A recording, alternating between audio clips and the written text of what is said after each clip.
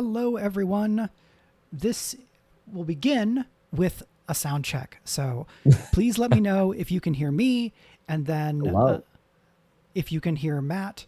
It's been a little while since I've done multi-video and audio input broadcasting on Twitch using OBS. So thank you for double checking. It sounds like things are working well. So I'm going to do a fresh intro and then we'll get into talking about Hope Dies Last. So thanks everybody who is already here. I'm excited to chat with Matt. And so let's dive right into it. Hello and welcome to this special stream. I am Mike Underwood. I was one of the additional designers on Daggerheart. And if you're here, you probably know my streams talking about Daggerheart, designing material for use with the game's rules, GMing and playing the game, all that kind of stuff. Today, I am joined by Matt Best from Infinite Citadel, who is one of my colleagues and co-creators, business partners on this project, Hope Dies Last. And I asked Matt to come on so that we could talk about the project and some of the different aspects of it so that it wasn't just me expositing about this for 60 minutes without much of any back and forth that isn't just with chat. Thank you to folks who are subbing with Prime or following. So thank you Has Been Wizard and Jotepe Corvuja for supporting the channel through those Prime subs. Greatly appreciate it. Thanks to folks who are already here. But since we know that everything works, I am going to go ahead and throw to Matt. Matt Best, co-founder, co-publisher, co-everything at Infinite Citadel. I'd love if you could just take a couple minutes to introduce yourself and then tell us about Infinite Citadel as like a company and like the big pitch. Sure. Yeah. So I'm Matt Best. You know, you've heard it several times already. I am an indie game designer, primarily a writer, although I do a little bit of artistry on the side, like layout and photo bashing and stuff like that. Learning more every day. We'll get more to that when I talk about Infinite Citadel. I think the most relevant experience, I've been doing this since professionally since roughly 2019, off and on. But when I say professionally, definitely more at the publishing stuff, putting it up online, doing PDFs, cut my teeth doing a lot of Fantasy Age and 5e design. Fantasy Age never had a third-party license, so that was back in the days of everyone remember the social media website that Google had for a little while? What was that called? I can't Google even remember Plus. now. Was it Google Plus? It was just that. It was just Google Plus. It was great. And it had, I remember doing Fantasy Age stuff on there forever, but that is in the years past. And now I do a lot more Borg stuff. So Mork Borg, Cyborg, our own pour one out for Google Plus, indeed, Turbo Tango. Let's see, Infinite Citadel.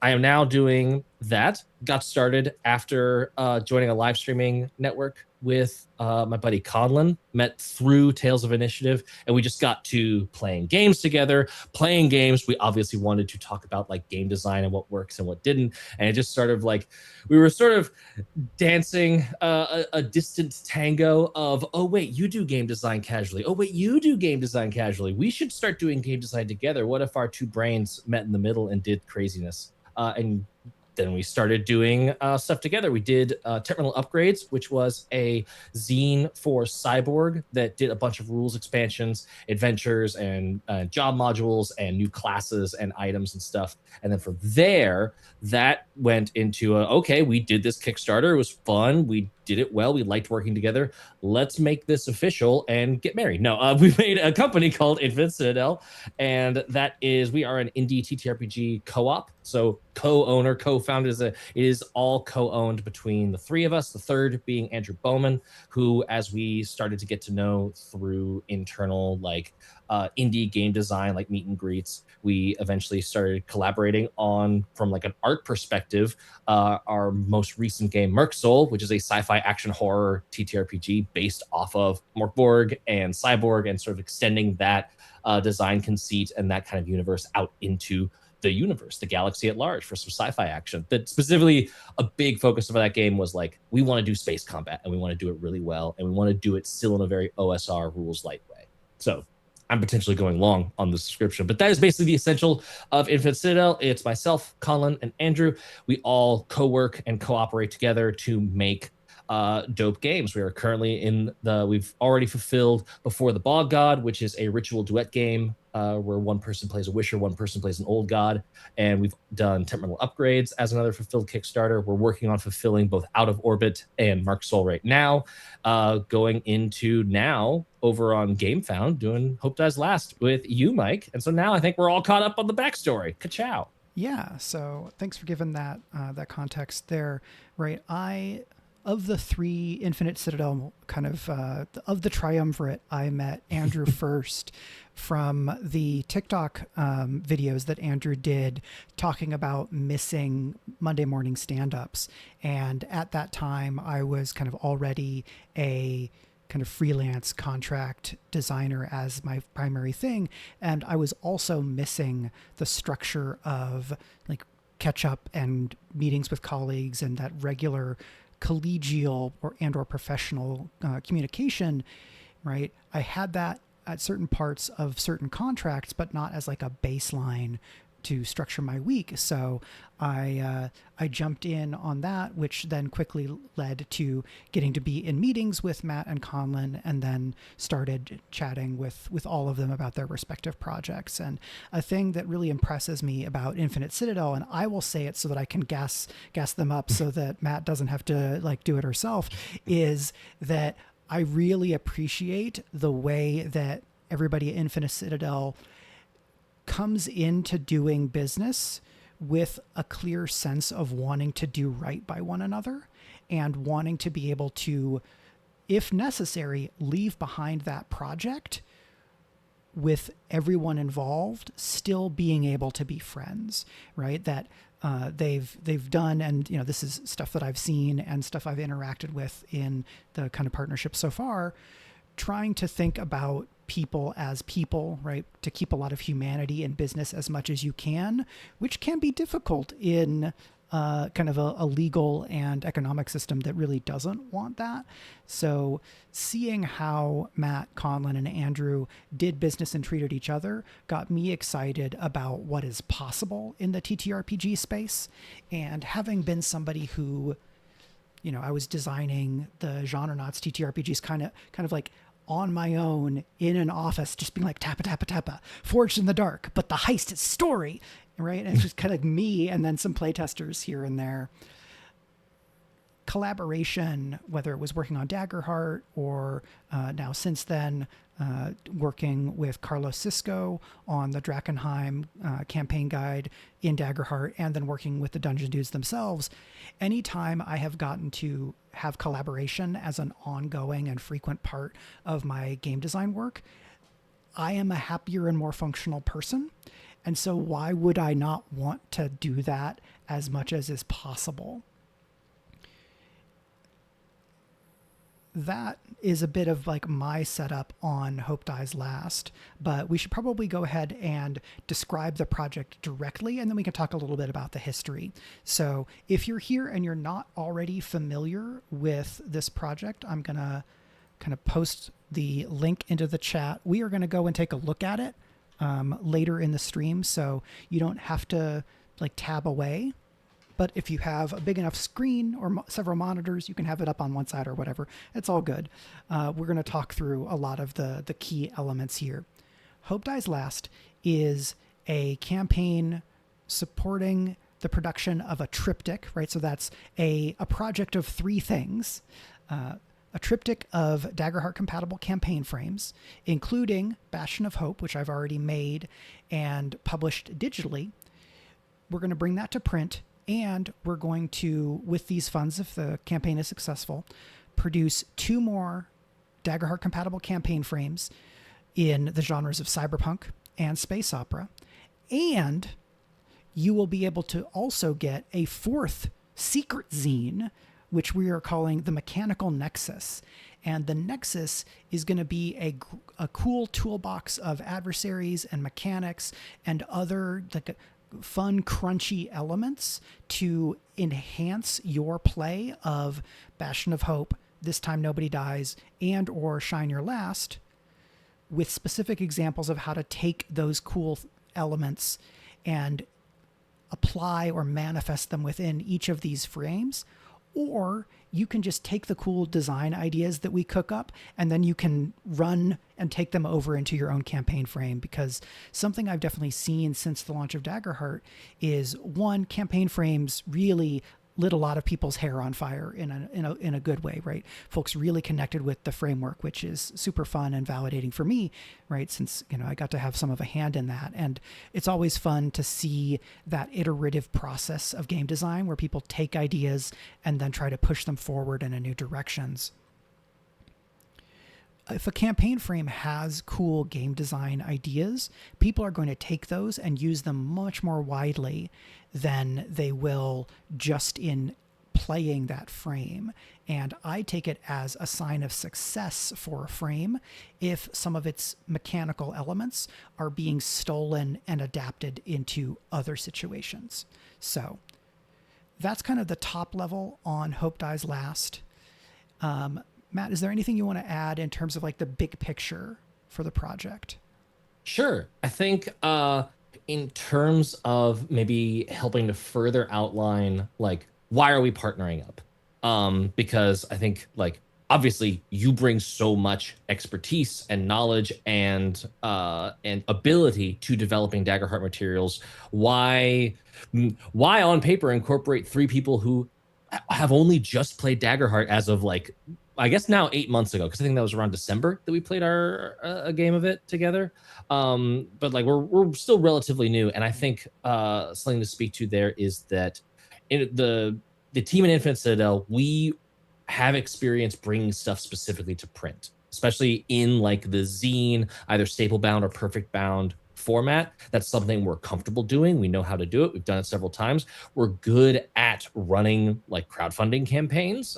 We've done several at this point, either as independents or as a team working together. So I think in the background, the behind the screens view of developing a product, we take care of a lot of the producty stuff that I think, if I can potentially embarrass you a little bit, Mike has been worried about, because it is worrying. It's a lot of unknowns, and if you're not familiar with that space, especially with tariffs, it can feel like I don't want to learn these questions. I'd rather just release digitally and keep it simple and do that. This is also us as Infinite Citadel going, Daggerheart is doing fantastic things. It's innovating in what I will sort of incorrectly call the trad space. It's taking things that are old concepts that we're all familiar with from D&D and Pathfinder, and it's giving them really new life. It's adding in a lot of great like narrative game and story game kind of aspects into that classic, like, let me just try and roll for it and see if it happens kind of pattern of play. So I like seeing what Daggerheart's doing. Daggerheart's a system that we're all looking at and going, we would like to make stuff for that. Who better to learn from than Mike? And speaking to the collaboration points you said earlier, that's very much our process. We're all kind of at any point in time doing our own things, and then we'll get it to that like 90th percent, right, of done, and then go, okay, I've done what I can. Can you all punch this up? What have I missed? What have I done wrong? Do this. And then it all gets cranked up to 11 through that collaborative process. So I'm just really excited to bring everything, like all of the like not burdened by pre-existing Daggerheart knowledge ideas that exist across the three people in Infinite Citadel, to you who has so much depth of knowledge in Daggerheart and can really refine those broad ideas into how specifically should that work or can that work in a Daggerheart perspective. And like you said, pushing the boundaries of game design, saying, okay, this is the Daggerheart we have. What does it look like if we really push it to the limit and play with it and get a little bit more experimental with some stuff? Yeah, because the work of building Daggerheart, the core rulebook, right, kind of under the guidance of Spencer Stark as the lead designer and right Darrington calling the shots, that is a different project than making new material for a game that exists. And because Darrington has released this community gaming license, that in terms of the types of stuff you can do with it in game products is pretty broad. That means that the core book itself and then the CGL and the SRD to go with it can serve as a foundation. And then you can build weird, lots of strange things on that foundation. But that's different kind of work than building a foundation, right? And so now having some experience working as part of a very big team, I will note, right? Not a small team, a very big team for TTRPGs. In making that foundation, the things that I have to keep in mind and the number of limiters for Daggerheart-compatible projects far, far smaller, right? We can get weird. We can break things and put them back together. We can say, what if we took out core elements of how the game worked and gave them whole different names and pointed them in different directions with different tone? Yes. Hypothetically, in Cyberpunk. Just hypothetically. So, hello, Mick Too Much. Thanks for swinging by. Matt's point about kind of publishing is dead on, right? I had confided to Matt and Conlon and Andrew at different times, kind of in the like non-public communities that we're in together, that I wanted to find business partners to create Daggerheart compatible material because I could write at a much faster rate than I could publish. And for me, the labor economy of scale of what I get done with 1 hour of game design and what I get done spending 1 hour on publishing is so lopsided that to have output, design output and publishing output come closer together, I would either need to design way less or I would need to increase or change my publishing capacity. Right. And so finding business partners and working with people who have a publishing company set up and a process for publishing things that's kind of the missing piece for my Daggerheart compatible publishing plan overall. And this means that I can keep doing some of my own stuff that is kind of production wise a lot more contained, or it's just the type of projects that are easier for me to manage myself, like Menagerie of Mayhem and like the forthcoming environments book that I'm doing. But that for stuff that I know I want to come to print pretty quickly, and or if I'm trying to like do weird combinations of things, it's just going to be better to have partners. And a big thing that I find appealing about working with Infinite Citadel is that basically the thing that they pitched was, why don't we all work together on something and then we, with our expertise, will publish it and you don't have to worry so much about that part. So it was both collaboration creatively and collaboration from a business standpoint with a partner offering to take on the lion's share of the work that is proportionately harder for me. And therefore, that's all great. Mm-hmm. We all have different, like, the more we get into the indie space and the more people we network with and talk to, the more it's very clear everyone has very different strengths. And that's not a bad thing. It means that one person can really go over here and do marketing copy and make it crazy. One person can go over here and do a fantastic layout that is unbeatably gorgeous and functional and everything. And yeah, Mike, when you say like, oh, my writing time is so much more productive with it. Yes, mood. Just let me write. But nobody likes words in a 12-point sans serif font with no design. They don't sell well. So we need collaboration. We need other people. And like, I will speak to just specific on Hope Dies Last because we started teasing some specific stuff. The way that our artists took some of our like initial prompts and our touchstones and ran with them to now it's like, it's very interesting being on this side of that process, because like with Merc Soul, we had all these rules and all of this text and all of this like idea of what this game is and what this product is before we went into, okay, now we need to push it and see what it looks like and what is the visual language of it.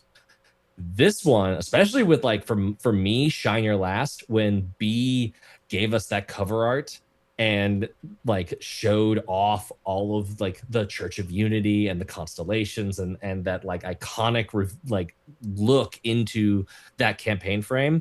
It was like there's hardly any text that exists for this, but now I am so much more excited to make text for it because of how B has captured the vibe of Shine Your Last and how Will has captured the vibe of This Time Nobody Dies in a way that like I look at those covers and I get like that cute aggression, but I get that game design aggression where I just want to like eat the screen and then make more words for those things because they're so fantastic. I want to design for them.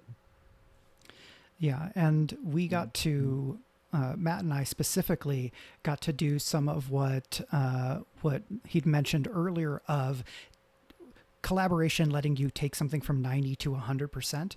And I said even during that process that working on things on my own, it can be really tempting to get to 90% and then call it good, because doing those last passes of iteration on my own is a lot harder than bouncing something back and forth. And so there's some punch up of copy that is now that gave us the copy you see on the crowdfunding page. That was a lot of Matt and I especially, but other folks as well within this kind of now kind of primary team of 4, though we also have artists who are contributing to the project.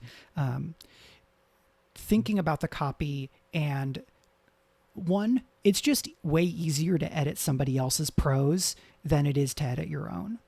And so when you can go back and forth, each person can be the outside voice and the outside fresh set of eyes for somebody else's work. And I have to imagine that that just shows up all the time for the 3 of you in IC.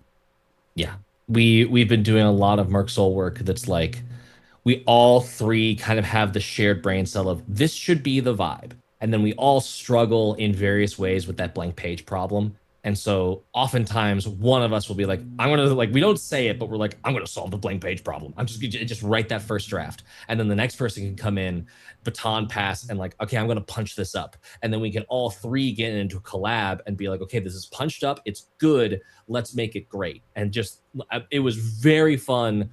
It was stressful because of like time and like, but like Monday when we were working on that copy for the preview page and going through and thinking about what is this, how do we capture the vibe of these unique mechanics for each of these frames? How do these like initial log lines, they're not the log lines, but like the initial like vibe statements, do those really work? It was really fun punching those up with you and making sure that everything worked and felt right for the page to communicate well. And I think we're seeing that response in the community between like the Reddit posts and people on Discord and people like following the campaign on Gamefound. I think that work paid off to a certain extent. Like people are resonating. And I think they see it, they read it, and they immediately think, I know what these things are, and I want a piece of them. Yeah. Just will take a quick aside to say hello to, there's many people in chat, lots of folks coming through, some folks who are like first time commenters, but people that I know from other projects and other channels and things, and some friends from various circles coming through. So thank you to everybody who's popping in today for this. Well, it's a celebration stream, but it's also very informative. Is the plan. So I think at this point it makes sense for us to jump to the other overlay and take a look at the project page itself and use that as a spring forward for talking a little bit more about each of the frames and some of the other details for the project, so that we can get that information out to people and potentially slice it up into other formats for later. What? Everything is content. Folks that haven't seen the Lego movie should watch the Lego movie. And when someone says everything is content, I cannot help but go, everything is content. Anyway, I won't go on because obviously my singing is so good that it would give me a copyright strike.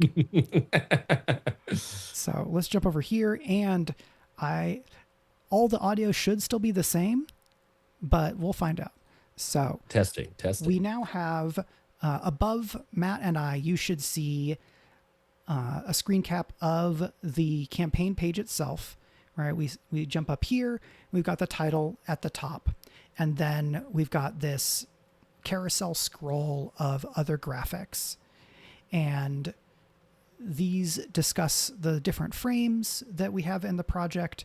But what I think makes sense is let's just talk a little bit, a few minutes each about the 3 frames, and then we can pull back and talk about Mechanical Nexus and then whatever else sounds fun. And as we're going, folks who are watching, whether you're watching live or you're watching later on the VOD, if you have questions, you can put them in the chat live or just comment them on the video if you're watching later on, and we'll try to explain as much as we can. What I'll say up front is that this is a pre-launch page for a future crowdfunding campaign. And so depending on when it is that you're asking, some of the answers may be, we haven't decided yet, or we haven't done that yet. But we already have lots of ideas and many feelings about those ideas. So we can share those. First, I can give a quick rundown of Bastion of Hope, and I'm going to be faster than when I did it for Daggerheart to Heart because I just went into like the full, we're hanging out at a bar and I'm excited about my project, talking with friends mode for that one, which was a good pitch, but it was a little bit longer. So Bastion of Hope is a epic fantasy campaign frame of kind of defiance and revolution. It is a world that for hundreds of years has been controlled and carved up by immortal dragons and various necromantic forces, liches, necromancers, ghouls, wights. Insert whichever evil, immortal, undead creatures you want to have. These 2 factions or 2 types of overlords have been able to maintain control because they built these big obelisks every 50-ish miles. So they just kind of dot the landscape. From any given point in the world, you can probably see one of these obelisks because they're so big. The overlords proclaim and propagandize these obelisks are here to protect you from evil magic. In reality, they siphon the innate magic that is inborn to all humanoids, and they channel that magic directly toward the overlord so that they are then able to do these incredible things. They are fighting with each other. They are keeping people under their thumb. And in each of these kind of domains of scale and bone, and this is lowercase d, not Daggerheart capital D. In each of these regions or each of these nations, the personality of the overlord kind of gives you the vibe of that area. And in the frame, in the original campaign frame PDF, I just do not pull punches. I just tell you what the theme is, right? So there's a region that is the theme hustle culture. There's a region where the theme is debt. One, I think that this is useful for GMs because they can just use the shorthand, and 2, it helps convey the thematic and political intent of the project, which is to be, depending on your terminology preferences, defiant fantasy, hope punk, noble bright. There's a bunch of terms because there's been like embattling, and I don't care so much about that part. But the TLDR of what I have, everything I haven't said, is your player characters are part of a revolutionary movement that has had so far the success in overthrowing one overlord. So there is one free country in a continent of 6 nations, and we're just focused on one continent for now because trying to do the whole world is ridiculous. Because you are these revolutionary heroes, you have some divine power from the one god who has decided to intervene again, who is a goddess of revolution. So you play divinely empowered heroes fighting back against a global network of kind of infighting, but ultimately similarly oppressive immortal overlords. There are no specific parallels to our current lived existence whatsoever. Dragons are definitely not a great metaphor for billionaires, and necromancers are super not a good metaphor for like techno-fascists. It's definitely not really useful as a schema. Not at all. So that's Bastion of Hope. That is a frame that I designed and had been working on for a few years. I was lucky enough to have Sean Ellis, who is the lead concept artist on the Daggerheart core book. I got to work with Sean again on the art, and then Andrew, who is one of the three co-owners of Infinite Citadel, did the layout and cover design and some additional art. Sidebar, listening into the conversations between Andrew and Sean as they like helped build out the visual landscape of Bastion of Hope, top 10 all-time fly on the wall experiences as a collaborator, seeing other people shine with their amazing skills. So that is all really cool. That's the not quite so long pitch on Bastion of Hope. So if anybody has questions on that really quick. To give people time for questions, I will just nerd out, not with questions, but giving a peek again behind the screens of like, how did we come together? What were these conversations like as we were prepping this project? Bastion of Hope immediately, I know, like, as a team grabbed us in that, like, we are making the subtext text. Subtext is for cowards, and we will not be doing that here. That idea of just making it really clear, no, dragons are for billionaires and liches are for the test creel assholes that want to make everything the worst. And having it very upfront with you about that is the point of these campaigns. I love that as a like design feature of campaign frames, where it's very clear, this is why you're playing this campaign.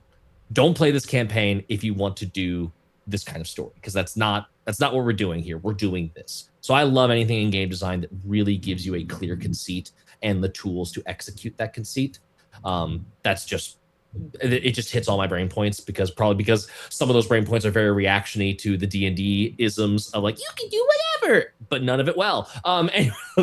But I loved diving into that. And if you know anything about Infinite Citadel, one of our pages is just called Politics, and it makes it very clear where we stand on a lot of very important issues to us, and making art reflect life in a way that is not just I won't say educational, but like informative and like expressive, to where it's like capturing the moment, but then also giving people a way to take catharsis and go after the baddies and punch them in the face, which I feel like is so much the point of fantasy, is to like drop the villains of your life into a place where you can handle them. That was just, it just clicked on a lot of serotonin levels of like, yes, this is, if Bastion is going to be the sort of seed from which something grows, we would love to be gardeners in that place where we're watching Bastion grow into other things, because that's a dope message and mechanical identity that deserves to be in more things. Yeah, so to jump on that, it brings up a good point that I think is useful for like a Daggerheart audience.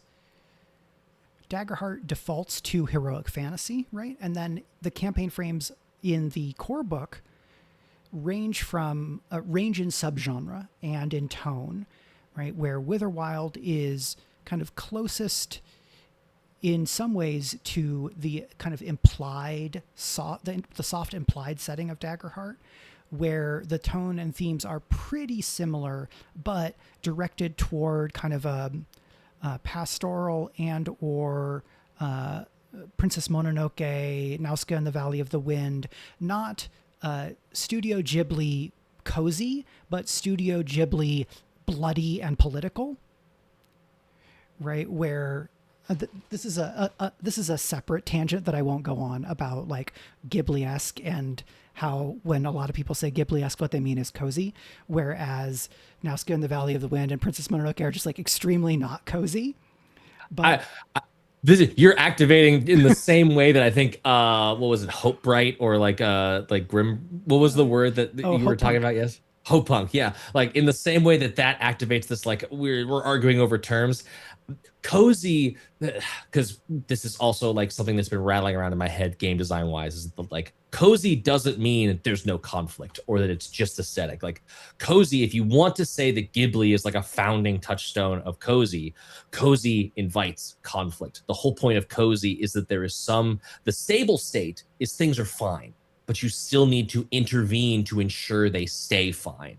And I think that's so much of what Ghibli talks about is when the interventions are either negative, like you see a lot in Howl's Moving Castle, or when and like the positive interventions have to counteract negative interventions, or when it's like the stable state of positivity is degrading somehow. Like I would argue in Princess Mononoke, where it's like it's a slow erosion of good stable state into a bad state that needs to be reignited and re-cemented. So I love Cozy so much because it implies a different kind of violence. It implies a different kind of righteous protection that can often, because it's the word cozy and we just think sweaters and hot cocoa, we can like neglect that part of it. But yes, the as it pertains to Witherwild, I get where you're saying like going towards that cozy word, because it's like there is that nature versus industry conflict. There is that, things were good and then we screwed it up. How do we unscrew it up?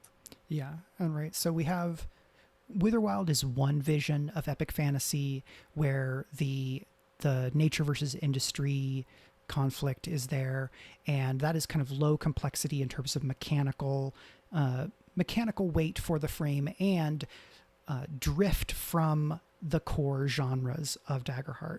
And then Five Banners Burning, the first of the complexity 2 frames, which is the one that I kind of designed, I won't say alone, right? I was the primary designer in that one and then got, notes from everybody in the way that that project was collaborative. Five Banners Burning is designed to set you up for your political and military epic fantasy, right? You can have epic fantasy that isn't focused on politics and the military, but you will frequently have politics and warfare in an epic fantasy story. So that frame is just, we're going to zoom in on these elements that are common in epic fantasy, but are not automatically the focus. From there, the other campaign frames in core start to diverge more in terms of both genre and tone, right? Beast Feast is, very strongly inspired by Delicious in Dungeon and something like Monster Hunter. And then we go all the way to Colossus of the Drylands, which is weird Western plus giant monsters.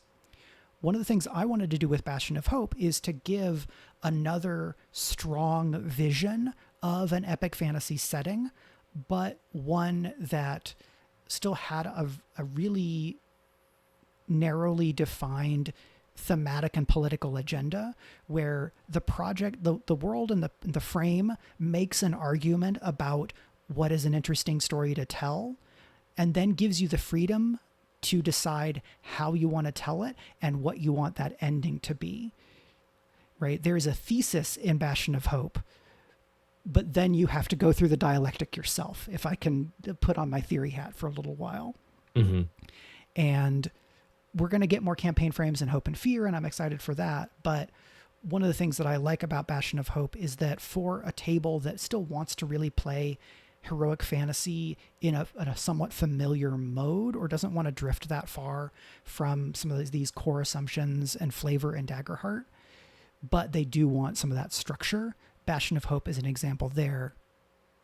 Separately, having that defiant fantasy spine made it really easy working with Matt, Colin, and Andrew for us to then reach some concepts for these other frames. Matt, would you be good to give the pitch on This Time Nobody Dies? Sure. Yes. This Time Nobody Dies is a cyberpunk campaign frame. So whereas you have the vast continent in Bastion with its several nations, one of which is free, here no one is free theoretically yet, but no one is free. You are in a mega city that is ruled by I believe we're calling them the Nine, but these giant mega corporations and their C-suite evil overlords. Which I've actually seen, like, this is not a new idea to this. We're just like taking this idea that's been touched on by other people and saying, yes, we want to do that, of basing some of these mega corporations off of Daggerheart's capital D domains, and having like, what is yes, this one is meant to be about life and preserving and healing. Okay, clearly that's the evil healthcare corporation, and it'd be a shame if anyone took down their awful CEO.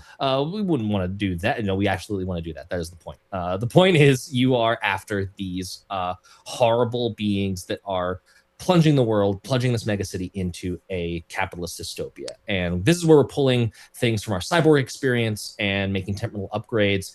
And to just briefly touch on that project in a way that I think informs some of our design decisions and the Infinite Citadel voice that's coming to This Time Nobody Dies, we got to work with Brian Yaksha, who is the original editor for Cyborg.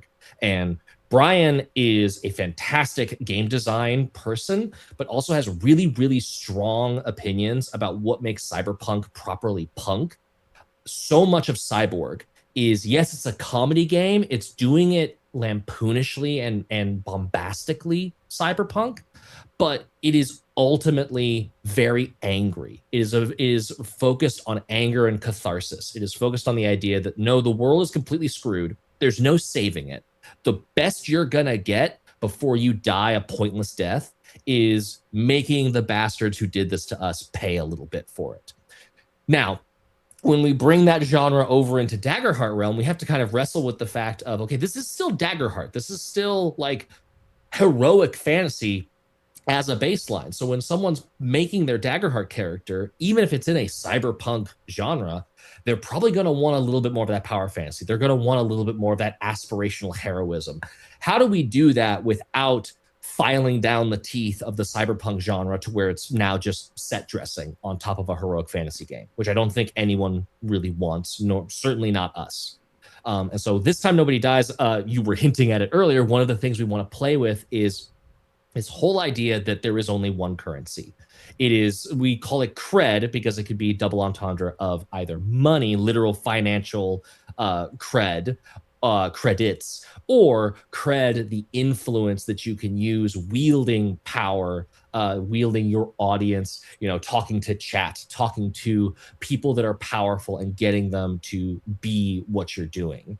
So Andrew's referencing in chat, fame is about to be so fun. So we're calling it like fame. Right now we're tinkering a lot. It's still not entirely mechanically defined, but if you want a little peek into what we're thinking, fame and cred being this primary replacement resource for gold, hope, and fear. Everything will run on fame and cred. Fame being a sort of like maximum health bar of how much you can have at any one time that sort of represents how big of a personality are you in the space, even when you've used up a lot of your influence. And cred being more of the thing that you are spending and accruing at any one time. The idea here is that you are always playing with this idea that if you get too big, if you participate in this system too much, you will become beholden to the system. If we're going to just name our influences like hustle culture and debt, this is the thing of like, you can't be I will just name him because you can't be Asmongold for long enough without eventually being who Asmongold is right now. You can't engage with the idea of like, I'm going to stream and I'm going to be just a person of the people and blah, blah, blah. And then eventually you're not a person of the people. You're a person paid by Amazon via Twitch who has an economy built up around them, and you have monetized your existence. Andrew's saying it very well. You cannot play with the tools of the masters without dealing with the consequences of doing so. So This Time Nobody Dies is about being these, ascendingly powerful freelancers, these people who are interacting with one of our touchstones behind the scenes is like marathon and being able to do these kind of like pickup quests that you're going out and doing these theoretically heroic things, but you're live streaming yourself all the time. You are a marketable financial entity that is potentially being more and more beholden to the corporations that sponsor you. And so you're having to go through and do these things in order to amass cred, fame, to do bigger and better things to hopefully break this system and free some people, hence freelancers. It's meant to be another double entendre. But you are all the time wrestling with the fact that in order to gain power, you are also sort of worshiping at the idol of what makes things work in the mega city, which is capitalism. Yeah, right. If you are drawing power from the instrumentalization of your passions and your person, you are reifying that system. You are making it more the thing that everything is defined by. This question of being able to operate within systems without being taken over by them, or without being fully so thoroughly compromised by them that there's no way out or no way to do good, feels like a theme that has been bubbling up in a number of different projects across media over some of the years, right? It's something that comes up in the TV show The Good Place. I think it's in a lot of different cyberpunk texts. We can talk, I think we could argue that there's some of it in something like Severance, but then also in any number of like character strikes it rich fantasies. And I could argue it's part of why Absolute Batman had to be not a billionaire.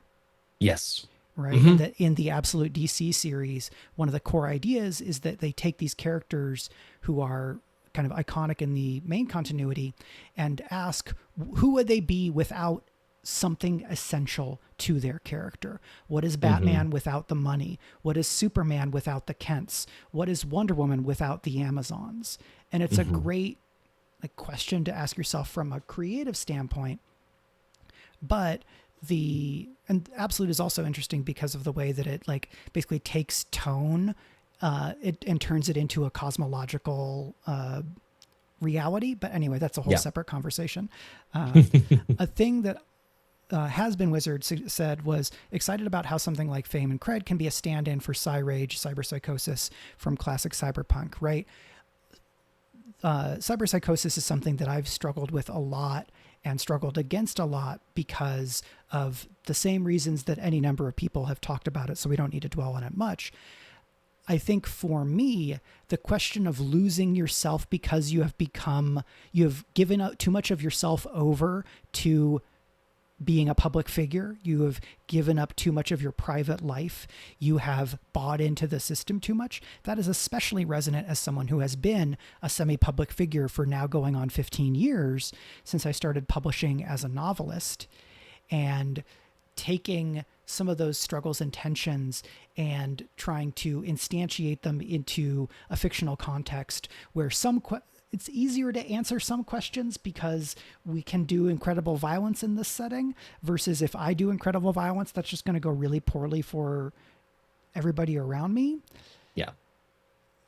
That is a good framework to be able to take.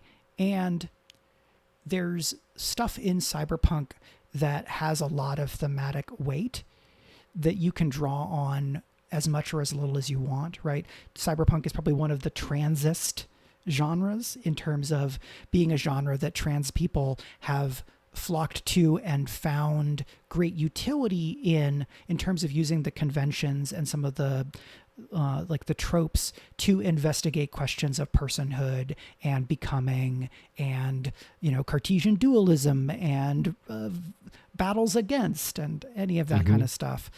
So I guess the other thing with This Time Nobody Dies is stay tuned to figure out how much marathon we can put into this campaign frame while it's still being the thing that it is, because it's a game that I think to varying degrees, everybody in this kind of in the group working on it has been fascinated by. But marathon is so very much a narrow slice subsection of cyberpunk in a way that is not necessarily, it doesn't overlap with a lot of the rest of cyberpunk, right? We could say, oh, well, this version of marathon is post cyberpunk because of the relationship to bodies. We don't need to go that far to be able to say the kind of cyberpunk we want to do is defined a little bit more broadly as we conceive it right now. But there's such cool stuff in the world building, and I think for me, especially the visual landscape of Marathon. Andrew, who's in the chat, has talked about, I was watching some of Andrew's stream yesterday where they were talking about this project, talking about the art of Marathon being really impactful.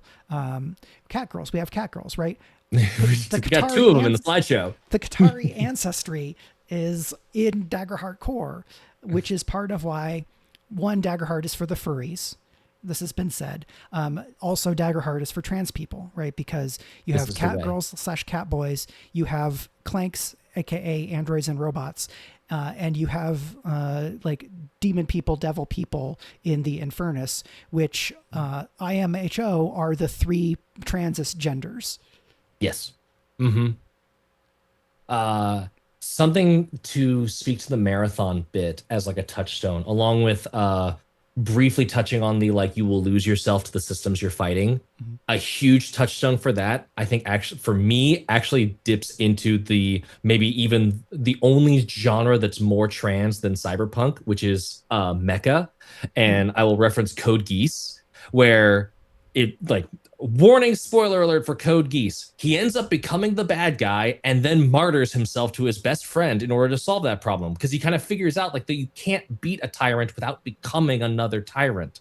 And so the only way like to solve the problem is to kill his own villainy on the sword of his best friend. And so I loved that arc for his character, where it was like in showing that whole weapons of the master's thesis. And I like the idea of the people in the heroes in Daggerheart. If you're doing a This Time Nobody Dies campaign, you are going to be struggling with the tension of, oh, if we took this job, we would be able to get such and such and such and such to help, fight the baddies.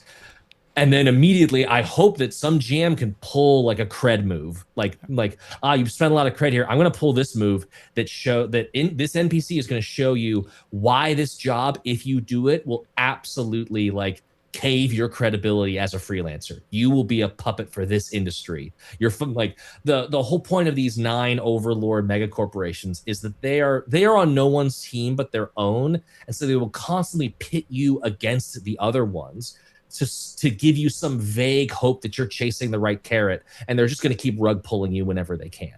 So that kind of you will never have an easy choice. You will always have the conflict of doing the right thing versus doing the successful thing.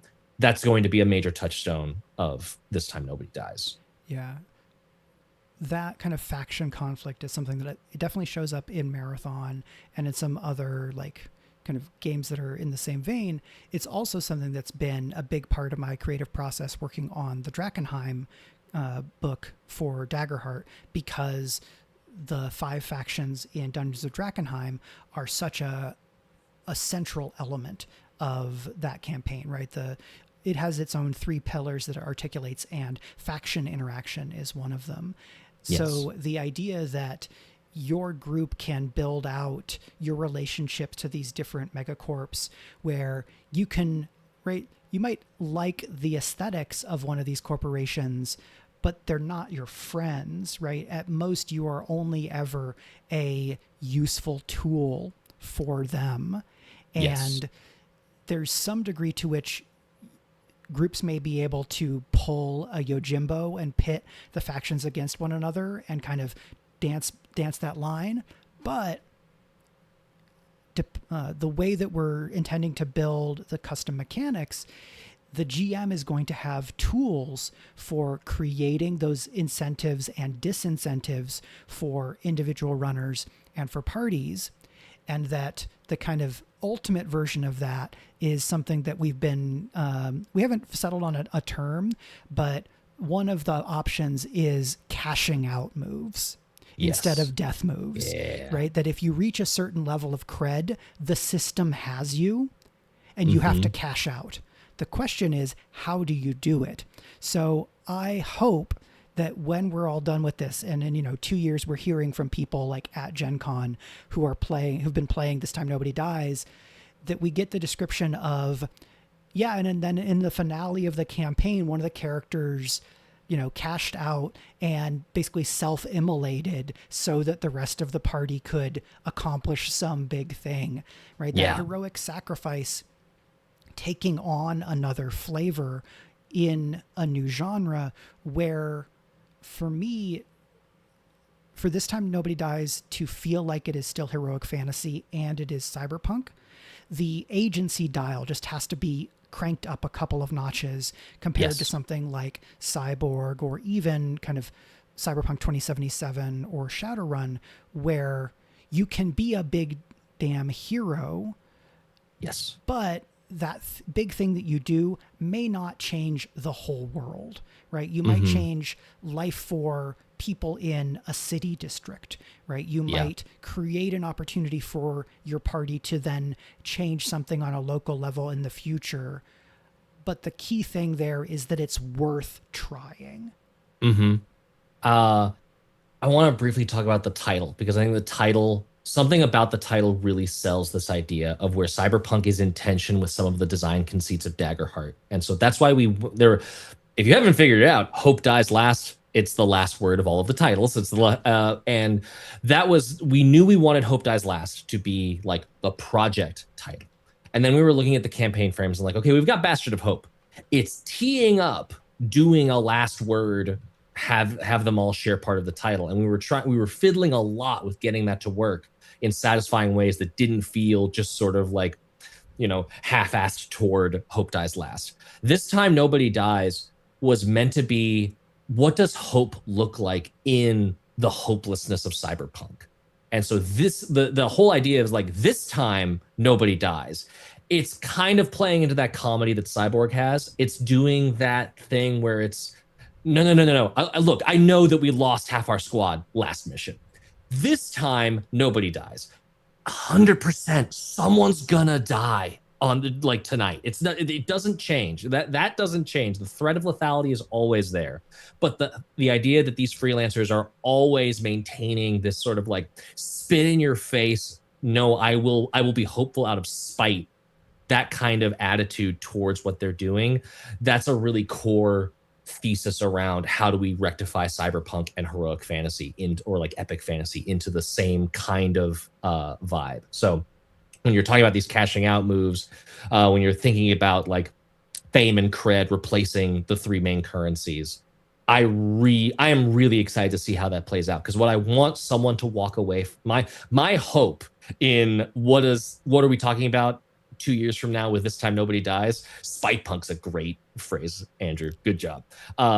What I want a conversation to have in 2 years is I want somebody to walk away from a table where they played a campaign of Daggerheart and they played This Time Nobody Dies, and they were like, oh man, that was great. I think I'm actually ready to play Cyborg, or ready to like engage in cyberpunk in like an angstier, angrier way, where you do play pointless people that are probably going to die. And that's not to say that I want Daggerheart to not be something that people play. I want it to introduce people to a genre that they really get it, that there's something like, this is what cyberpunk is about. This is the point of running a cyberpunk campaign, is to tell a story that is this angsty and this angry, so that they might want to go and get some more cyberpunk on their plate and ingest more of that media in a different way. Because I think if someone were to go into watching Cyberpunk Edgerunners, right, and they were expecting Lord of the Rings, they'd be extraordinarily disappointed. They would cry, and not just the way that me and Conlon cry every time we hear the song. Instead, they would be crying because like, why did you subject me to this? Like I felt after watching Gone Girl, and I didn't know what Gone Girl was going to be. Oof. So I want This Time Nobody Dies to be something that really gives somebody a really like deep taste for what the cyberpunk genre is, while still allowing people to be more hopeful and more aspirational in their power level. Yeah, because I think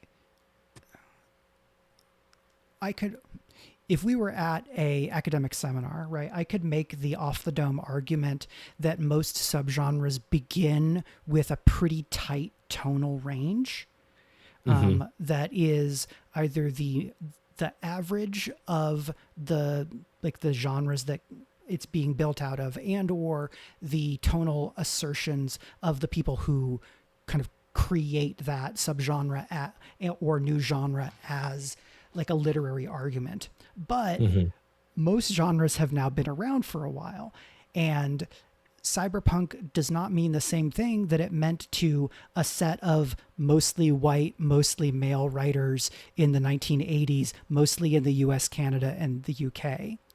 Right? More people have gotten to make an argument about what cyberpunk can be, and cyberpunk has been used in a bunch more instances and more broadly. So I find it really useful when approaching a genre for a TTRPG campaign, and in this case, we're talking about pre-framing a game using a campaign frame to make an argument about where you want to land in terms of tone. Playing a cyberpunk campaign with Daggerheart is making certain assertions about tone. You are going to have a better time if you take that overlap as being, this is cyberpunk, but we have more faith that something can get better, versus if you are playing cyberpunk in cyborg, you are expecting that you're going to dwell a lot on futility. Yeah. And neither of those is more or less actually cyberpunk. But if you have six people in your game and 3 want the more hopeful version and 3 want the less hopeful version, it's going to be really hard to make everybody happy. Yes. Yeah. And like, so much of the joy I find in playing games now is maybe finding something where it's like, oh man, I don't vibe with this, but I can confidently say I don't vibe with it because I've encountered a very good expression of what that thing is. Yeah. And that's what we want to deliver, is the best expression of what cyberpunk can be in a Daggerheart context. Yeah. So we should move on and talk about Shine Your Last, so that we're not here for... I promised I would not keep Matt beyond a certain point, and I want to keep my promise. You can keep me because it's fun. I'm having fun. So for Shine Your Last, also I'm using the stream as practice for us and how we pitch these frames. Yes. It has definitely been my experience that toward the beginning of a project and starting to talk about it, I'm still conceptualizing and refining how I want to talk about something. But I think by the time we are selling this at a convention sometime next year or the year after, we will have really polished all of these pitches. Yeah. So you're in at the ground floor, not quite the ground floor, but pretty early. Pretty close. So I'll give a little bit of big picture on Shine Your Last, and then maybe we can, Matt and I can like tennis or volleyball it back and forth a little bit. Shine Your Last is space opera drawing from influences that include, but are not limited to, She-Ra and the Princesses of Power, the original trilogy of Star Wars. For me, I want to make space for some like planetary romance, older pulp sci-fi like your Flash Gordons, or there's a comic series called Warlord by Mike Grell that I like randomly came across as a kid and was captivated by. That's kind of like Hollow Earth, Hyperborean kind of stuff. Ultimately, Shine Your Last is the heroic fantasy of Daggerheart in space, where the big bad, instead of dragons and necromancers for Bastion of Hope, instead of the megacorps in This Time Nobody Dies, the big bad in Shine Your Last is a intergalactic religious kind of is an intergalactic theocracy called the Church of Unity that wants to save the galaxy by eliminating all difference and cultural diversity. The galactic homogenization of all peoples. And there is, I think, as angry as cyberpunk needs to be, this one is where you're getting to see, I will speak mostly on behalf of myself, but also just a little bit on behalf of Andrew with some of like our conversations leading into like projects like this, is that you're getting to see a lot of our personal angst with religion and theology and theocracy, and when religion gets in charge of things and who tends to put religion in charge of things. The Church of Unity, and like all, not, of course it's not at all related to real life, but boy, man, isn't it so weird how some of the worst assholes in the world, after something bad happens to them, are just like, we just need to be unified. We should just get along together. It's like, no. So there's a big reason it's called the Church of Unity, and we wanted this, like, it's also very clearly nodding towards like how fascism likes to make everything cookie cutter. You watch Andor, and the whole point is they want, like, how do they turn the galaxy on Gorm? They make it to like non-imperial values, right? What does Hordak Prime do in the whole arc of She-Ra? Makes everyone brothers and sisters in the light. Like, that is the whole conceit of these evil organizations, is that they want to homogenize and destroy individuality so that they can control you and they can offer you solutions to the problems that they invented. That's very much the design conceit here. And if you look at the something that I'll shout out to B that she did in the cover art that was just so fantastic was like, I think we all have like a little spicy part of our brain that's just like, yes, triangle big ships are the bad ships. And in Shine Your Last on the left side, you can see those big triangle ships, but they are triangle in two directions because they are like, what if I put a big mega gothic cathedral on both sides of a big triangle Star Destroyer thing happening? I was trying to So yeah, see if I could that's get that. something like a bigger take that gives us Yeah, the spaceships.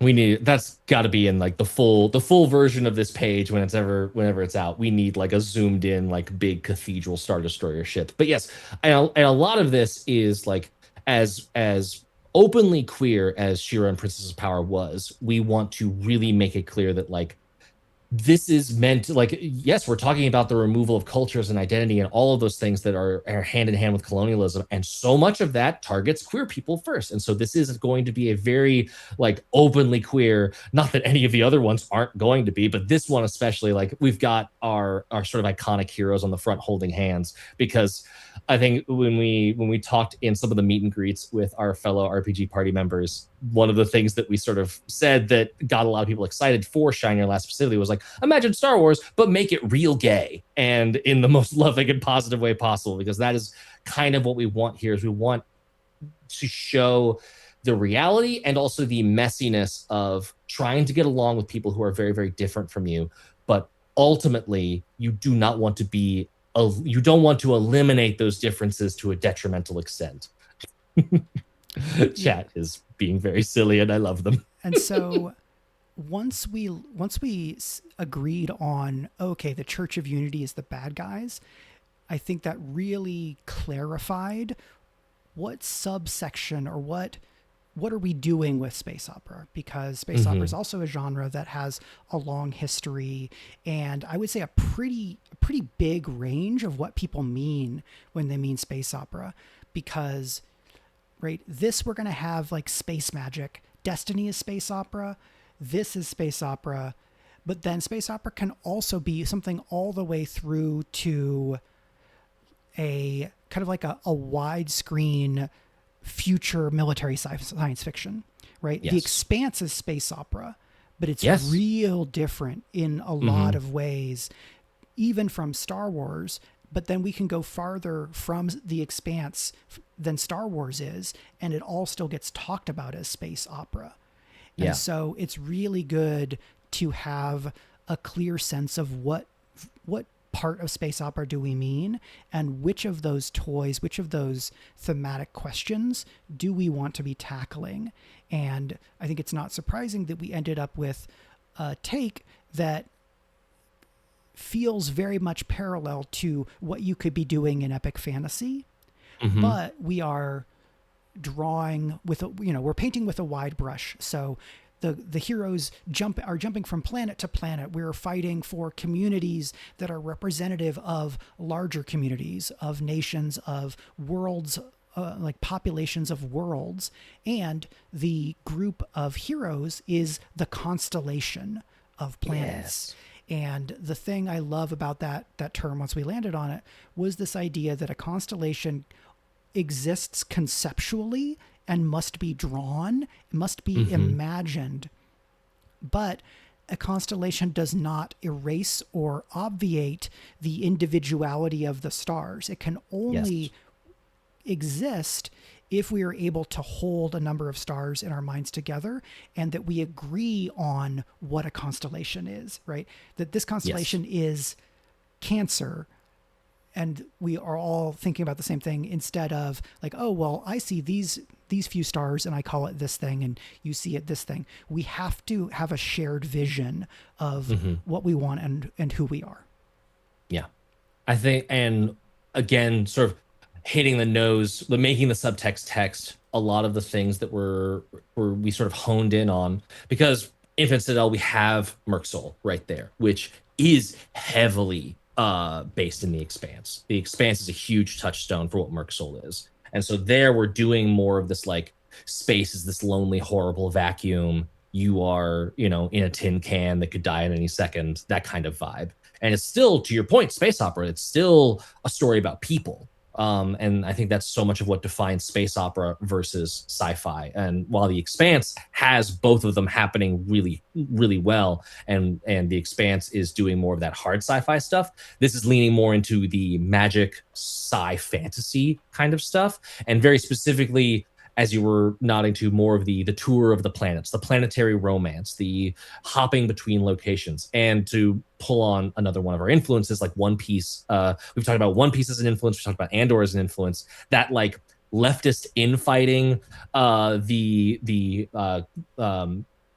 faction building, the alliance ship work, all of that hard, gritty work where it's like, it is so annoying that all fascists kind of agree with each other and get along really well despite disagreeing on so many things.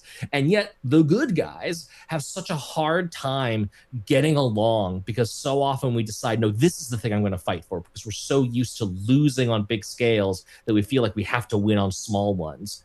And so we wanted to model some of that in the relationship buildings and like the campaign arc. And I'm really excited that this, if there's one thing that like the unique mechanics lean into with This Time Nobody Dies, it's making sure you've got that currency system that's really cementing the cyberpunk feel. With Bastion of Hope, it's cementing that stolen magic and that you are chosen ones to free this place. With Shine Your Last, it's doing like the unique campaign mechanics are codifying a story arc, where it is you are starting as an upstart resistance and you are going to planet hop throughout the galaxy, building these worlds as you visit them. And we've got this like, you can do it better than I can, but the like, next time on, and then fill out this Mad Lib as a table about like, what planet are you about to go to? Who are you about to find there? What conflict already exists?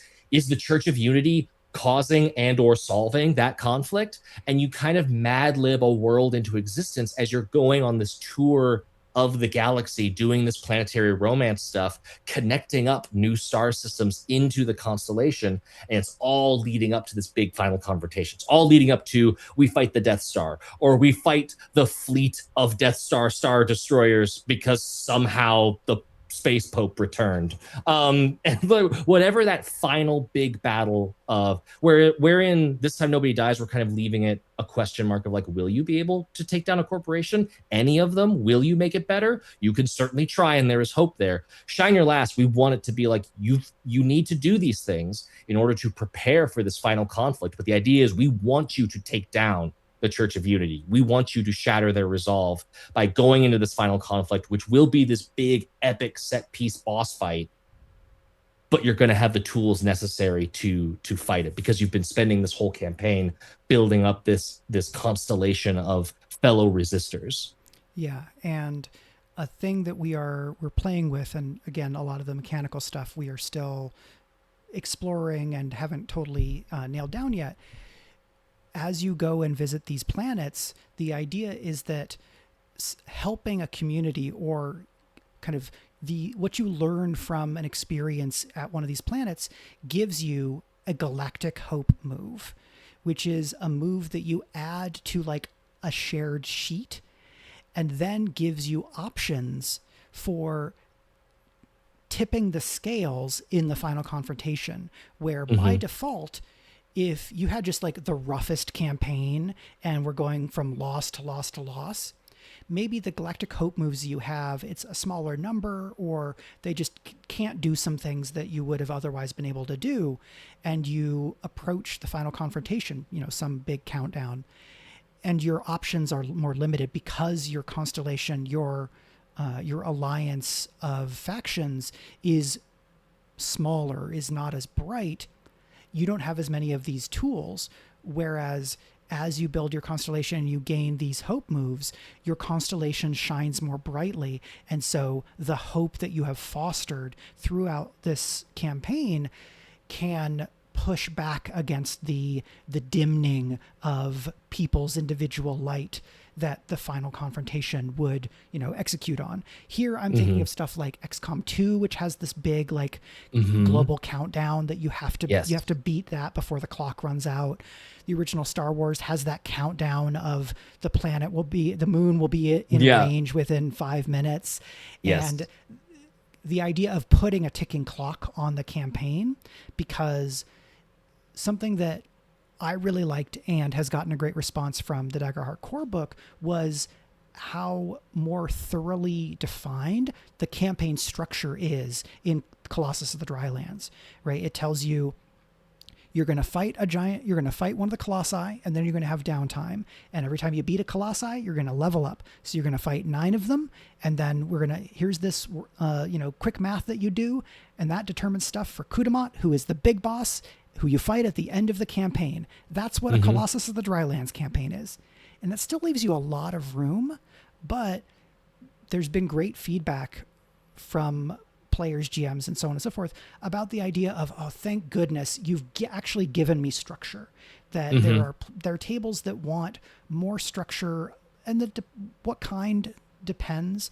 But I've become more enamored of more tightly framed games over the Yes. last, I would say, decade. So something like Band of Blades, which has a built-in defined campaign, or all the way through something that's like really encapsulated, like Eat the Reich, where it's like, Mm-hmm. this is probably at most 3 to 4 sessions, and it's Yeah. all about doing one thing with one set of characters. Yep. So that is us exploring toward that direction in terms of what can you do with a campaign frame.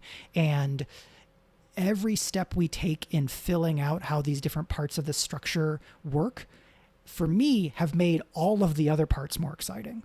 Yes. Yeah. I'll do a similar bookshelf point. Am I? Nope. It's over here. To the zone. The Mm-hmm. zone is like, if there's all these TTRPGs, like Eat the Reich is a TTRPG that's almost like a board game where it's a very curated experience. The zone is a board game that's teaching you how to do RPGs, where it's like, I'm gonna give you this pre-mapped arc of, you're going into the exclusion zone, area X. I can't remember the zone. And only one person gets to the middle. You'll all die on the way. You're here to discover who dies, how, and what kind of like horrors do you go through on the way. I love the idea that Shine Your Last is this, like, you are going to go, it's One Piece, you're going to enter the Grand Line, and you're going to go through these islands, and you're going to meet people, and you're going to get stronger, and then at the end you'll either find the One Piece or you won't. I don't know, I haven't caught up because there's too many of them, but you will. In Shine Your Last, you are starting out ragtag group, and you're going to build up this alliance until you get to this key tipping point moment in the war, this chance to strike at the heart of the enemy and win some big thing. I love that it has that predefined arc, and it can work in that way and give you a really clear structure of how you would run a campaign in this, especially with like, I'm just picturing those hope moves, the galactic hope moves, feeling like the moment that we see at the end of Andor, where it's like, oh, that group of ragtag, this Rogue One group that we all kind of hate for forcing our hand, but they went and did a thing that's risky and might pay off. We're cashing in our chips. We're showing up. Like, I could see the person who's playing Andor.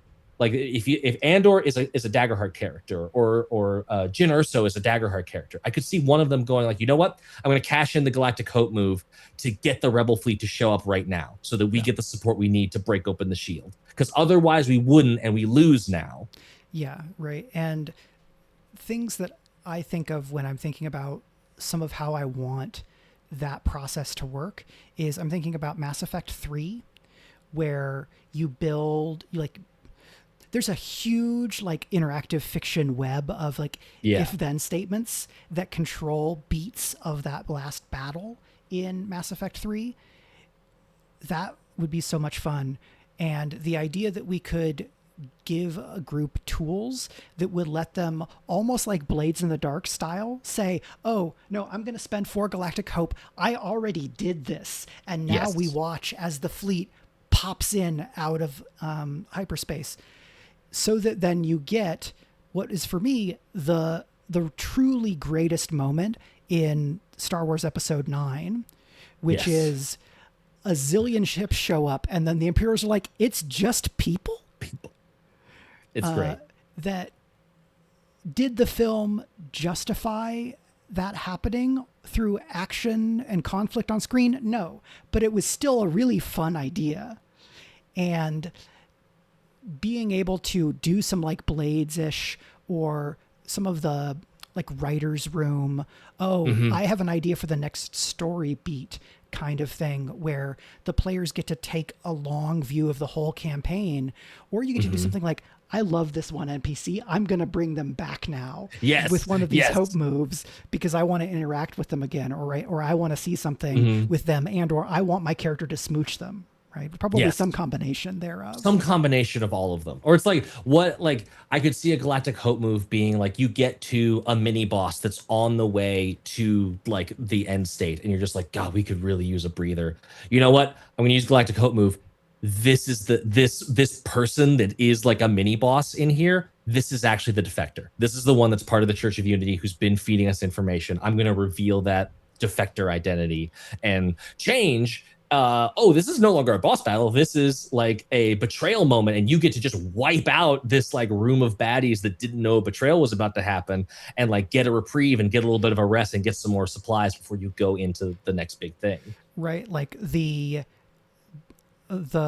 warlord from planet Carthon 2 is talking with a bishop from the Church of Unity and says, Your Excellency, I'd be so grateful if you would let me take care of this cur, right? And the bishop like turns on their big boots, and the capes kind of flares behind them, and they walk off as the warlord is like slamming your character up against the wall, and the door closes, and they pull you down and kiss you, and then the player character is like, could you have done that a little bit softer? Yes, so that you can get those fun reversals. And you can return to character connections, because a thing that a traveling campaign can struggle with is reincorporation. If you're always traveling, you have to figure out how characters travel alongside or why they will have shown up again. And in a lot of cases, you're going to get a bigger emotional buy-in from players through reintroducing a character and building an existing relationship than you are in introducing a new character in Act 5 and saying, well, yeah, I need you to care about them as much as you do the person who was introduced in Act 2. That's just really hard to do. It is. Yeah. I love this idea. Like, as we're talking about the three frames, I'm seeing things that are kind of like standing out as like, well, what are the connective tissues, but also the differentiating tissues, where it's like, This Time Nobody Dies and Bastion of Hope are both very clearly like big evil cloud hanging over everything.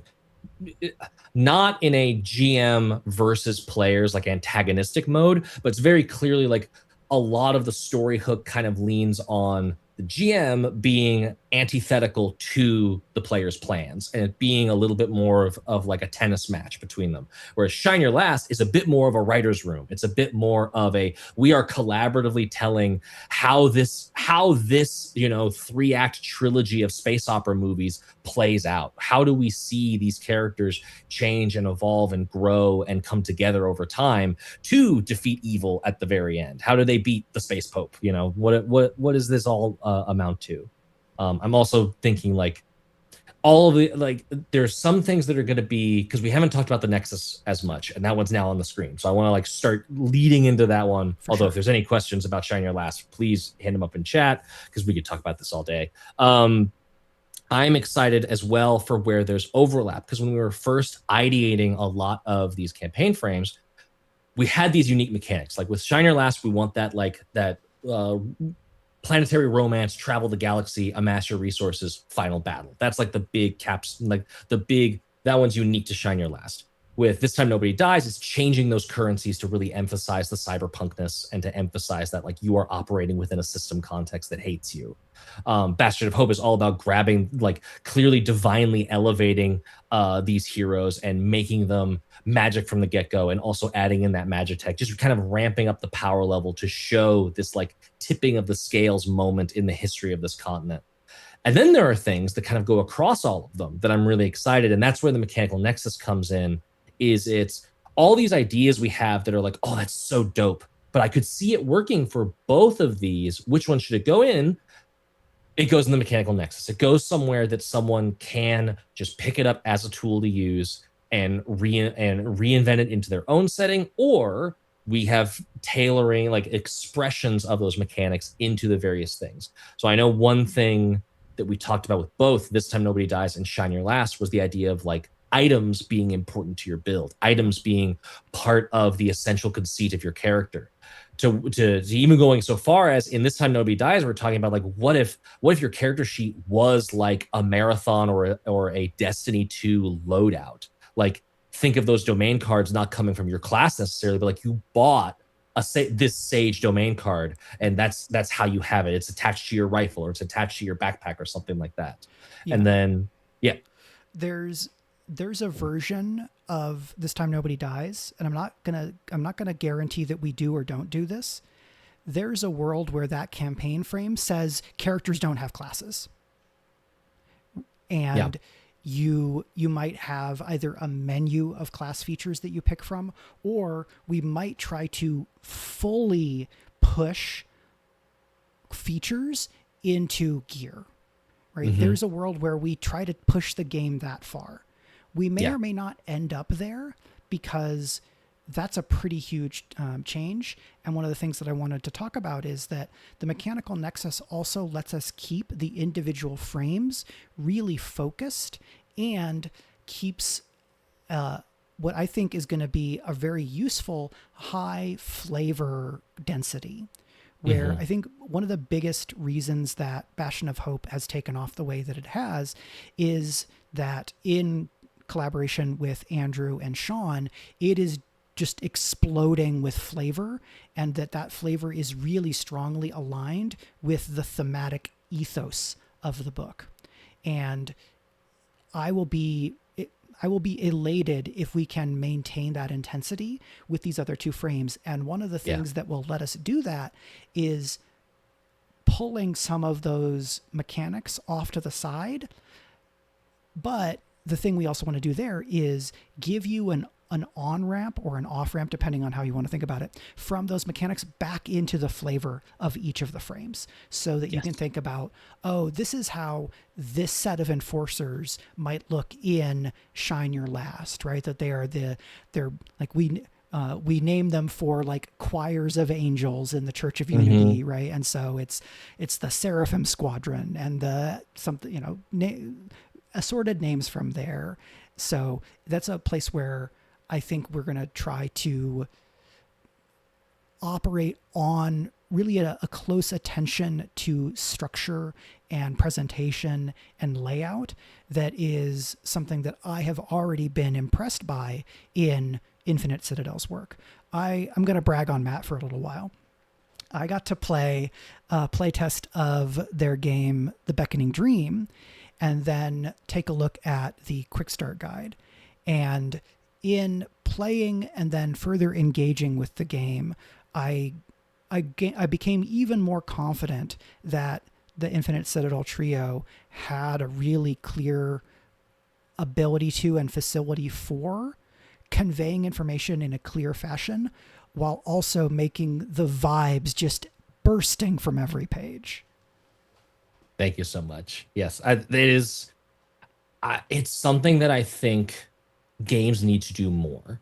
And this is not to dunk on anyone, but I think the era of 2-column layout with spot art treatment is not over, but it needs to be looked at very intentionally. And I think like a huge inspiration for me has been Johan Nor's work, and watching Johan talk about how he tackled the layout for the Invincible TTRPG, where you look at it and at first blush it just feels 2-column standard spot art layout, but there's just very intentional like little blood spatters in places. There's really nice like line breaks and like call out boxes that evoke some of that comic book feel and that make it feel still like an art book, even if it's not quite as gonzo as Merkbori or Merc Soul is going to be, or Cyborg.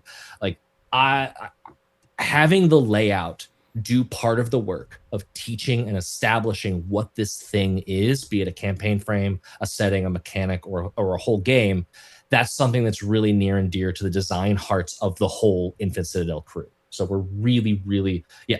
Johan also did the Alien book, as Colin's mentioning in chat. So yes, another great example of that. And carrying that forward into this, I'm excited for the chance to convey these mechanics in ways that really shows it off. So for example, when we have the talking about, ooh, you should have items potentially be part of your kit. Maybe we push it so far as to completely supplant the class system. Or maybe it's just this like, hey, think about when you're getting a new ability, if you're getting a new card into your character sheet, is that card coming from you, the person, or is it coming from a piece of gear on your person? And I'd love to see that expression sort of play out in like two kind of modes where this time nobody dies. It's these like more consumable kind of things where it's like this, if I have an AoE ability, that's probably just like a bandolier of grenades. And I don't necessarily care about any one of those individual grenades. It's more about I've got a guy that's making me some grenades. I can reliably re-kit up this bandolier before I go out into missions. I've got that like grenade slot in my Destiny 2 loadout. I have that ability ready to be equipped. Whereas if I'm thinking about how in the Mechanical Nexus, using items as class, if that was tailored into a Shine Your Last thing, I'm thinking more about like, is this Bo's bow and quiver, right? Is this like a bunch of like stuff that he's designing on the side? Is this Glimmer's teleportation ability that's attached to a moonstone crystal? Is this, the sword of power that our angelic seraphim is wielding on the cover?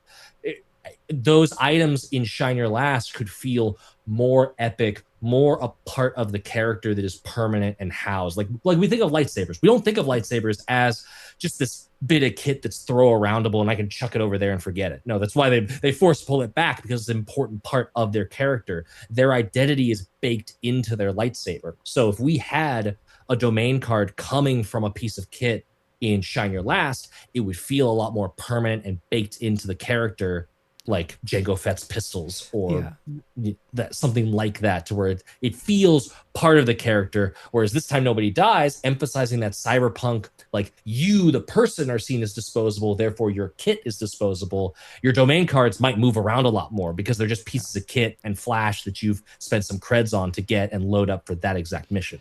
Matt, I'm having ideas that are too much. It's too big. There are too many things. I'm imagining reflavoring all of the domain cards into like things that you would get as an expression of like relationships with characters. Oh, yes. Right? Like the boost ability in, I'm pretty sure it's the bone domain, where it's basically the alley-oop or like a fastball special becomes, Carthon's toss. Right, where you meet Carthon, you overcome a challenge with Carthon, and then Carthon teaches you this ability. But that's so much extra art and work. We probably can't do it, but gesturing toward or trying to imagine in those directions and thinking about what's doable on the scale that we have. Can we design toward that maybe then somebody comes in after us and goes even farther. I was having this like this mind storm as you were talking, and I love it. It's extremely cool. I've also been watching Legends of Vox Machina, and in that series, right, adapted from their actual play, they have these vestiges of divergence.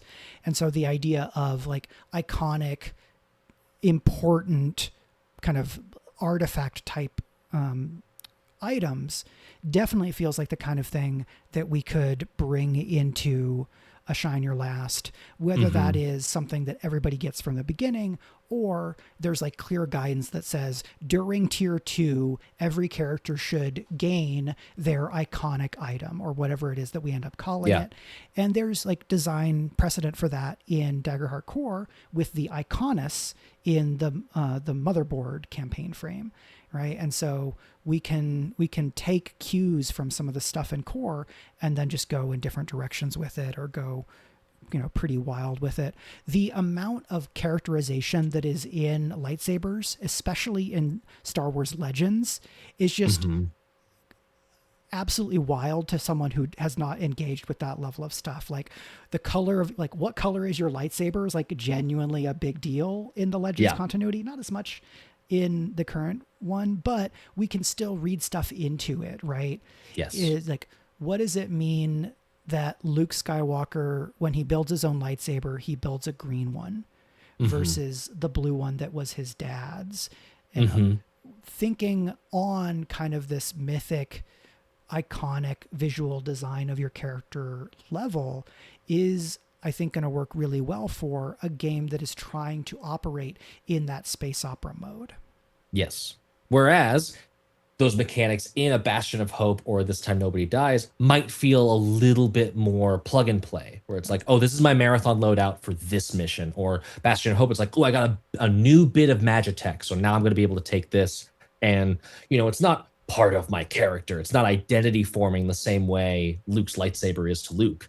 But it is like a cool, fun piece that can level up and do some things and hold some weight there because Magitech is important to the setting. So I love the idea that the Mechanical Nexus can give somebody something of like, here's how you can do that.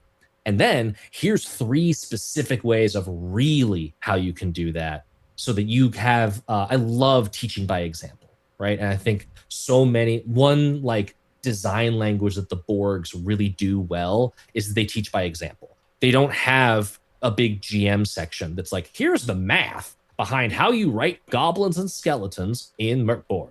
Instead, they just give you a bunch of monsters and go, there, that's enough. You understand what a monster should look like in this system. Go forth and do. A game like Daggerheart needs a little bit more like intentional constructing because it is more complicated and it has more levers to play with. But I love the idea of teaching by example and showing how a mechanic can be arranged through 3 different lenses so that someone then has 3 data points to extrapolate off of if they're not using these campaign frames, and they can go, okay, I just want the Mechanical Nexus, so I've got 3 data points to then extrapolate out and use my own home game and know what's going on. Yep. So I think it probably makes sense to bring this in to a close. Before we wrap up, what else should we tell people in terms of what happens between now and when they get the stuff?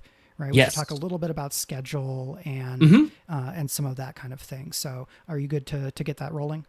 Absolutely, yeah. And you can tell me no, but should I be bold and maybe kind of hint at like the 5th thing plus maybe like stretch goal thoughts we've had, or keep I say let us imagine a realm of infinite possibilities, well, cool. where we Yes. make no promises.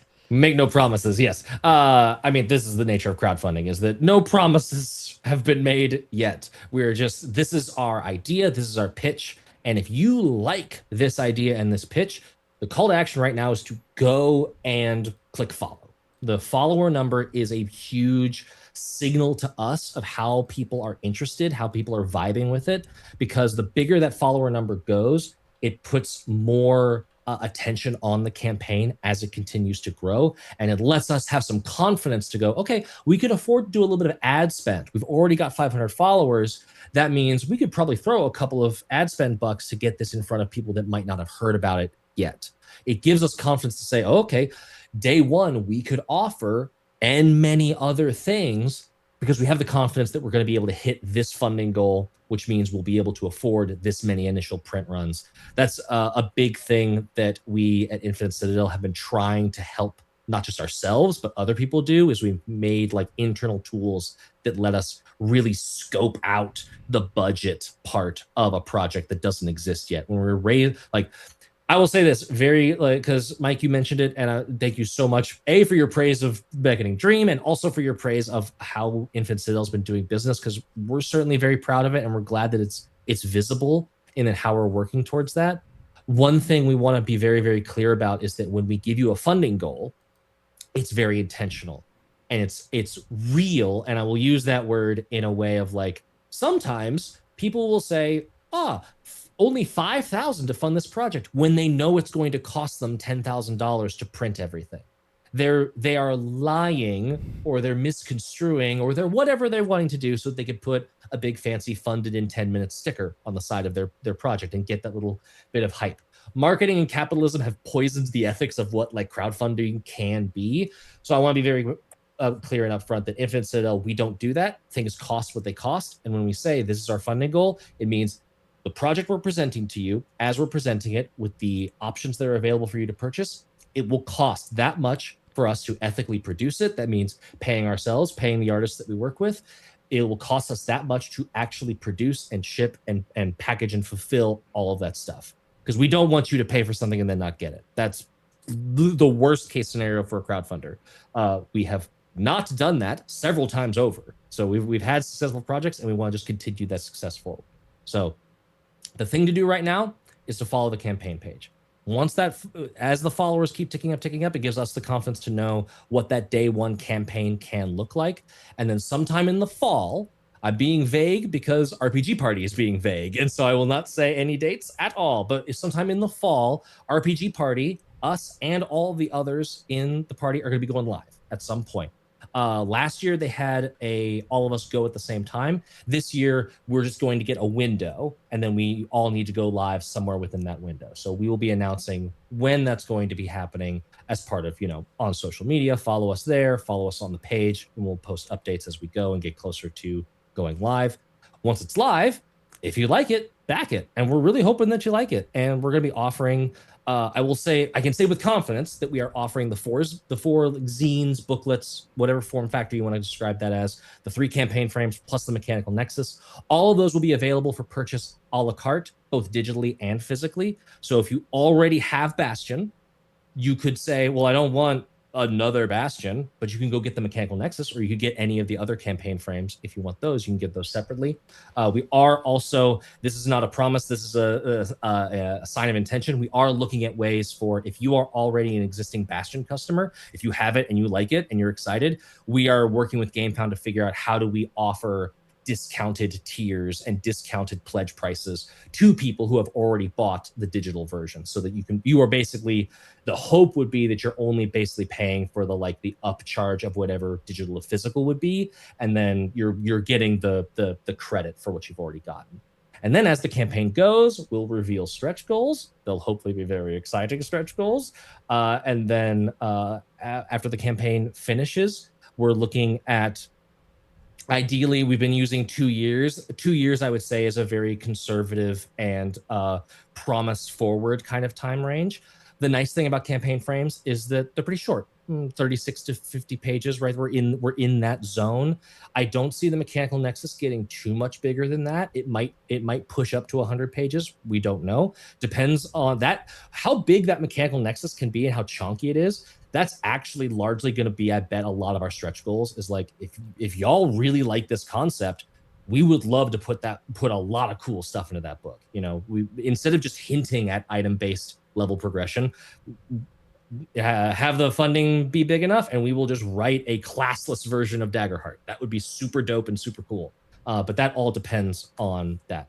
And yeah, as Andrew said in chat, roughly a 2-year from funded to your mailbox for a campaign of this size and the scope of materials involved. Because we did, again, saying to what Mike said earlier, we do want that layout to really sing. We want the art and the vibe. And when you open those books, we want you to be super excited to run the material that's in those books. And that means putting the art, layout, and development and game design into them to where every page is just exploding at your eyes and wants you to play them. Yeah, and as Has-Been Wizard Conlon says, you're going to get access to digital material along the way. You wouldn't have to fund the project and then hear nothing from us for 2 years.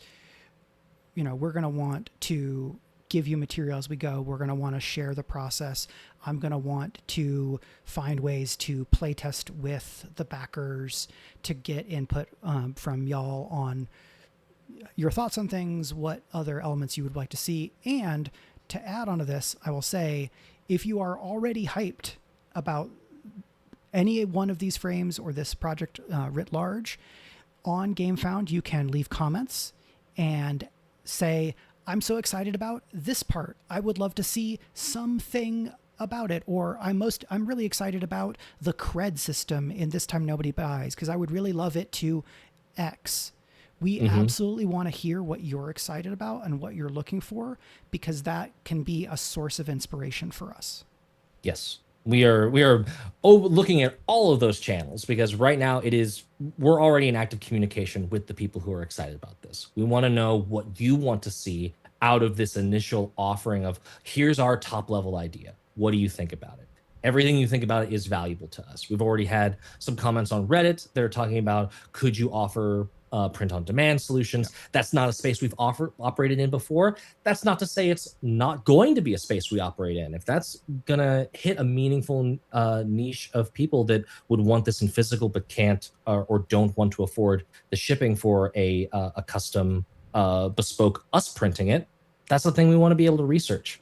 You're pulling it up. I think you're about to do oh yes, join the IC Discord. Yeah, if you want to talk to us more than just like in comment at the speed of internet forums, if you want to talk to us sort of live and all the time, hopefully the hyperlinks work. Yay, it didn't block it. And Mike's Patreon. So join Mike's Patreon. You're going to get all of the like the behind the scenes sort of dev thinking on this and so many other things. But also join our Discord, chat.infinitecitadel.com, infinite-citadel.com.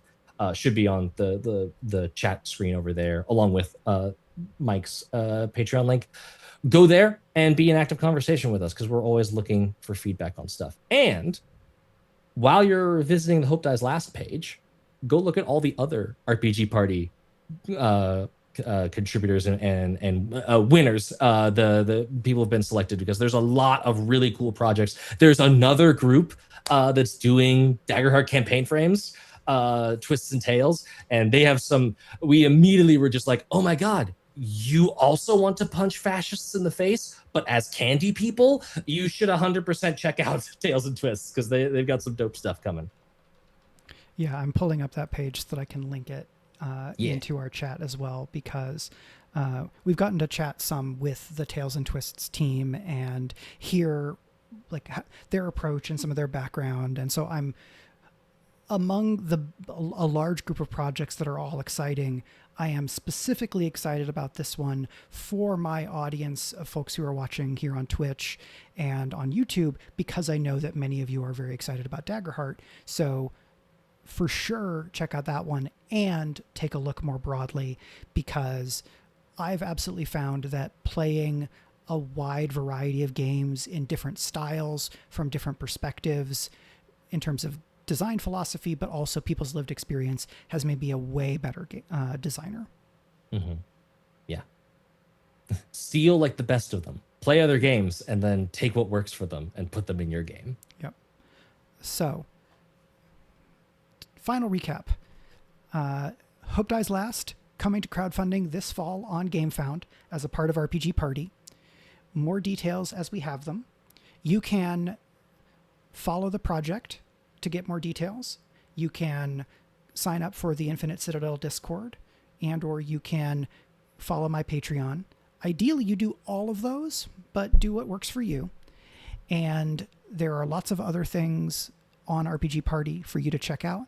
And I am going to want to do more streams, not necessarily exactly like this, because we've kind of covered a lot of the bases, but it would be great to get Conlon and Andrew onto this channel so that y'all can get to know them as well, in terms of who are these people that I'm collaborating with, right? Because if you're here, many of you are here because you already know me, and I would love for you all to get to know these other lovely people who I am excited to collaborate with on this project.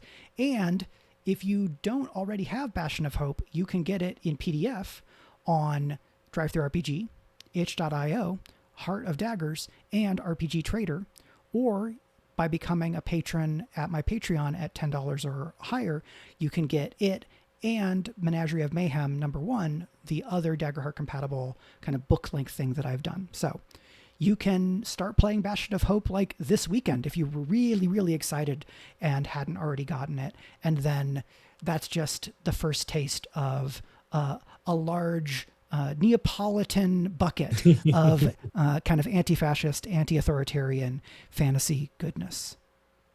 Yes. Matt, please let folks know where they can follow you specifically, and if you'd like, throw in some short pitch of some project that you think folks might want to check out.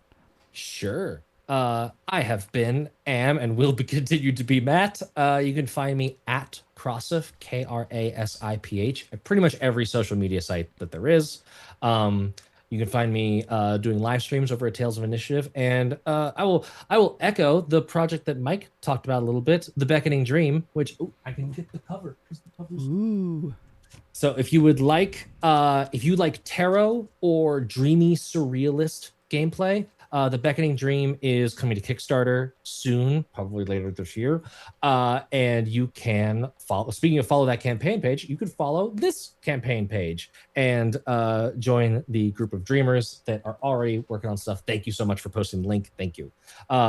This is a game I've been developing along with the Infinite Citadel folks for about two and a half years now. Think of it as a surrealist tarot deck builder game. You build decks of cards out of tarot cards instead of using dice. So there's no dice rolling involved at all. Everything is arbitrated using card play and playing tarot cards to compare them and contrast them and build stories out of what's happening with those cards and the artwork and the imagery and the cartographic meaning of those cards. So that sounds at all interesting. Go to the Kickstarter that's linked in the chat.